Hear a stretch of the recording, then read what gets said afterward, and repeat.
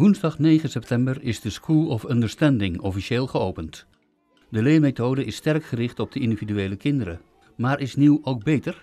Nou, wij denken niet in termen van beter. Het is een andere vorm van onderwijs.